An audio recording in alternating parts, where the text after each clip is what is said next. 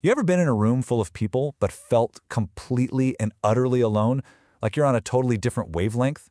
Well, today we're diving into something kind of fascinating and a little counterintuitive: the hidden loneliness that can sometimes come with being highly intelligent.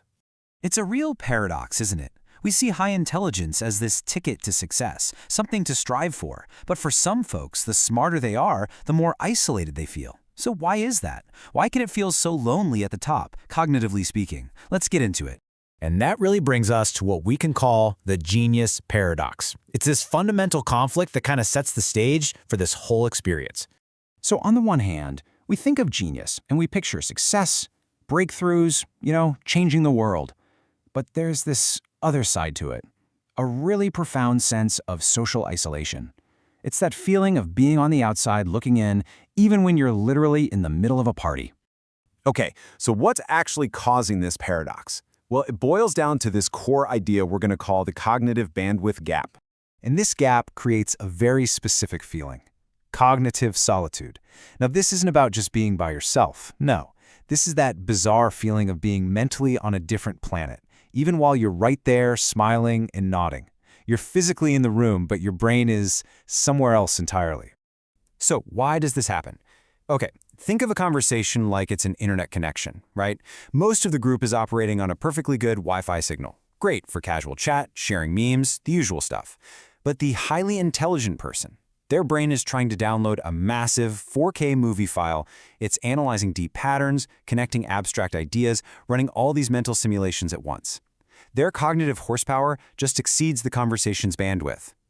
And you can really see that difference here. A typical group chat, it's all about what's happening right now, reading social cues, sticking to easy topics, just keeping the vibe good and harmonious. But the high IQ mind, it's off on this whole other track. It's doing multi-level analysis, searching for the deeper patterns under the surface, and processing everything internally. It's almost like there are two completely different conversations happening in the very same space. So what does this cognitive gap actually look like in practice? How can you spot this kind of mental separation out in the real world? Right, it's one thing to talk about a cognitive gap in theory, but what does it actually look like at a party or in a work meeting or just, hanging out with friends? Well, you might notice someone who gets visibly bored with small talk, like really fast, or someone who processes their feelings inside their own head instead of talking them out. They might look withdrawn or zoned out, but what's really happening is their mind is buzzing. And here's a big one. Instead of just being in the conversation, they're busy analyzing the social dynamics of the group itself, almost like a scientist studying a strange species. And all of this internal processing, all these behaviors, they lead to a massive, and I mean massive, misunderstanding. People misread the signal completely, and they see it as coldness. Yep, that's the label they get slapped with. Cold, aloof, arrogant, or just plain disinterested. And look, based on what you can see from the outside, it's an easy mistake to make. But it's almost always wrong. Because here's the reality: their mind isn't turned off or empty. It is hyper-engaged. It's just working on a completely different layer of thought that you can't see. They're processing everything with a depth that just doesn't show up on the surface. And this really says it all, doesn't it? What the world sees as a lack of interest is, from the inside, an abundance of thought. So how do we fix this? How do we reframe this entire situation? The key is to stop seeing it as some kind of personality flaw and start seeing it for what it is, just being on a different wavelength. And that gives us a really simple path from misunderstanding to empathy. It's 3 steps. First, you just observe that distant behavior.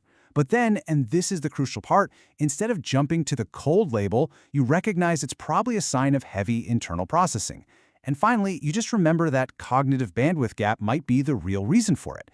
It's a simple mental shift, but it can change everything. So, if there's one big thing to take away from all this, it's this: having a different cognitive style is not an emotional failing. Being wired for deep analysis doesn't mean you can't have deep feelings or make deep connections. It's just a different way of moving through the world. And that really just leaves us with one final question to think about. Knowing all this, how might it change the way you see yourself? Or maybe, how might it change the way you see that quiet, seemingly distant person in your own life?